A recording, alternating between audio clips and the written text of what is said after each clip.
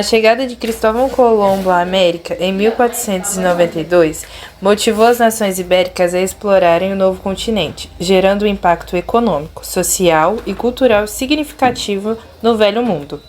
Um aspecto marcante foi o contato com as civilizações pré-colombianas, que apresentavam níveis de desenvolvimento admirados até hoje. Entre essas culturas destacavam-se as altas culturas mesoaméricas, astecas e maias e os incas, que habitam a região dos Andes. Agora, explicando um pouco de cada povo, os astecas eram uma civilização mesoamericana com um império centralizado em Tenochtitlan, no lago Texcoco, que abrigava até 2.000 habitantes. Praticavam uma religião politeísta, com sacrifícios humanos e possuíam avanços em agricultura, escrita pictórica, arquitetura e um calendário complexo. A sociedade era hierárquica, liderada por um imperador. Os Incas, localizados nos Andes, com capital em Cusco, formaram um império interligado por estradas, praticavam a religião politeísta e destacaram-se pela agricultura em terraços, criação de ilhas e organização social hierárquica, com imperadores no topo.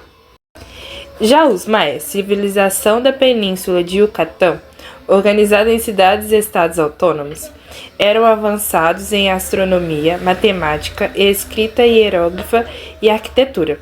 Desenvolveram um calendário complexo e uma economia baseada no comércio e na troca. A administração no período colonial foi estruturada em vice-reinos e capitanias gerais. Sobre os impactos dessa conquista, temos as doenças, como a varíola, violência pela imposição cultural e religiosa, conversão religiosa, principalmente pelos jesuítas.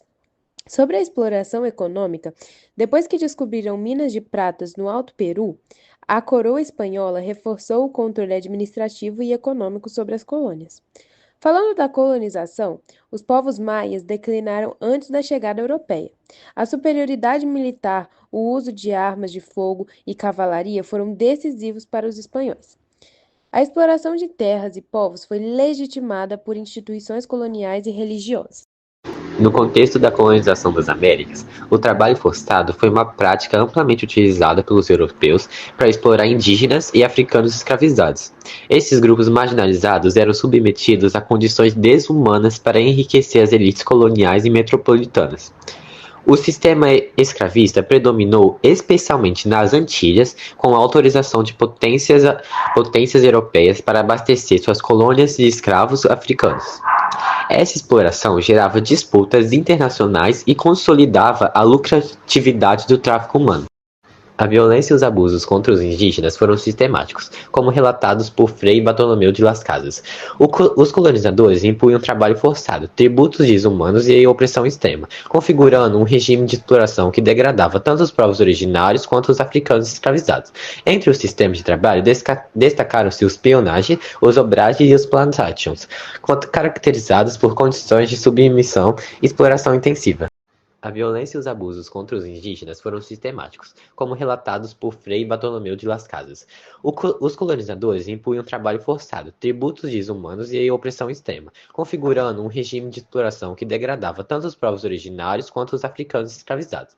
Entre os sistemas de trabalho destacaram-se os peonage, os obrages e os plantations, caracterizados por condições de submissão e exploração intensiva. América Inglesa.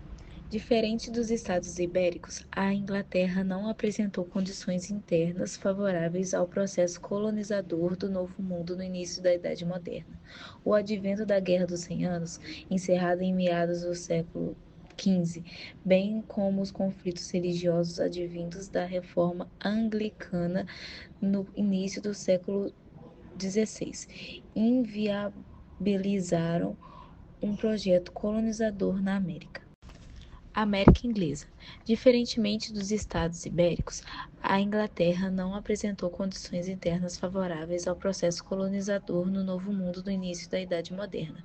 O advento da Guerra dos 100 Anos, encerrada em meados do século XV, bem como os conflitos religiosos advindos da Reforma Anglicana no início do século XVI, inviabilizaram um projeto colonizador na América.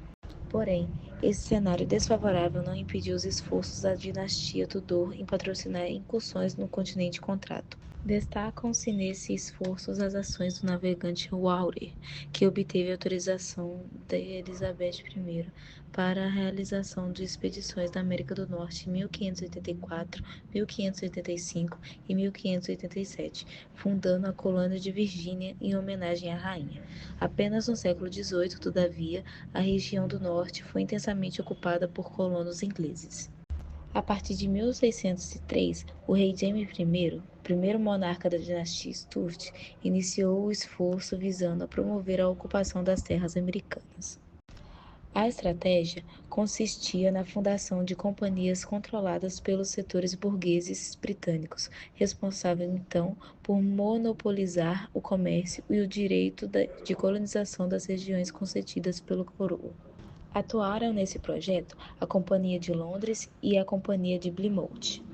A Companhia de Londres foi responsável pelo controle da região entre a Flórida e o rio Potomac, e a Companhia de Plymouth controlava os territórios entre o Cabo Fear e a Nova York, região que passou a ser tratada como a Nova Inglaterra.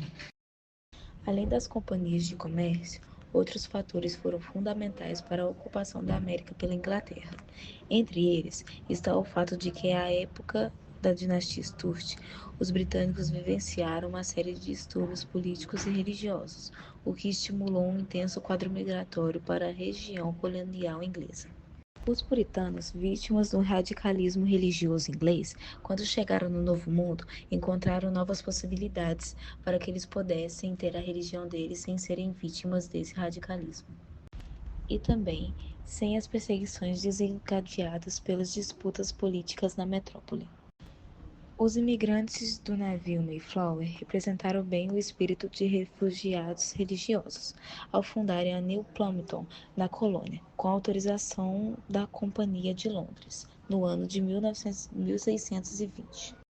Além dos puritanos, outros grupos religiosos encontraram na América espaços para a manutenção de suas crenças católicas, presbiterianas e quakers. Eram eles os escravos africanos que abasteceram as fazendas exportadas do sul, seja pelos camponeses, vítimas da política de cercamento da Inglaterra, que foram submetidos ao trabalho forçado na condição de servos por contrato. Essa modalidade de trabalho, presente nas colônias inglesas, foi marcada por uma relação de troca. Os camponeses eram beneficiados pelo pagamento de passagem para as regiões coloniais, além de subsistência durante um período de cerca de 7 anos, mas seriam obrigados a exercer inúmeras atividades para aqueles que custeavam tal empreitada. Essa submissão era estimulada pela promessa de aquisição de terras na região colonial após o cumprimento de prazo estipulado. Calculava-se aproximadamente 70% dos imigrantes ingleses chegavam à América nessas condições, sendo esse tipo de trabalho presente em todos os territórios coloniais, mas concentrado sobretudo nas áreas do centro e do norte. A ocupação colonial intensificou-se com o avanço do século XVII, enquanto em 1620 apenas 2.500 imigrantes ocupavam a região. Em 1670 já eram 114.000, incluindo nesse grupo milhares de escravos negros oriundos da África. Colônias do Norte, marcadas pelas fortes presenças de puritanos, refugiados religiosos, buscando liberdade religiosa. A economia baseava-se em uma agricultura diversificada, voltada para o mercado externo, com manufaturas e um intenso comércio, inclusive o comércio triangular com as Antilhas e a África. A pequena propriedade era mais comum. Colônias do Sul, caracterizadas por grandes plantações de tabaco, arroz, algodão e índigo, dependentes do trabalho escravo africano. Esse modelo econômico gerou uma aristocracia latifundiária e levou à conversão dessas colônias em colônias reais, sob o controle direto da coroa inglesa, devido à sua importância para o mercantilismo inglês. A servidão por contrato foi predominante no início da colonização, mas foi substituída pela escravidão. Colônias do Norte, marcadas pelas fortes presenças de puritanos, refugiados religiosos, buscando liberdade religiosa. A economia baseava-se em uma agricultura diversificada, voltada para o mercado externo, com manufaturas e um intenso comércio, inclusive o comércio triangular com as Antilhas e a África. A pequena propriedade era mais comum. Colônias do Centro. As últimas a serem colonizadas apresentavam clima e solo menos favoráveis à agricultura em larga escala, predominando a agricultura de subsistência e o comércio interno e externo, principalmente de peles e peixes. Havia uma grande diversidade de religiosas, incluindo os puritanos e quáquers. A região foi ocupada inicialmente por outras potências europeias, holandeses e suecos. Antes da colonização inglesa, a atividade manufateira era significativa, devido à disponibilidade de mão de obra e matéria-prima. Sistema administrativo. Apesar das leis mercantilistas inglesas, a negligência salutar da metrópole permitiu um desenvolvimento econômico e administrativo relativamente independente, self-government.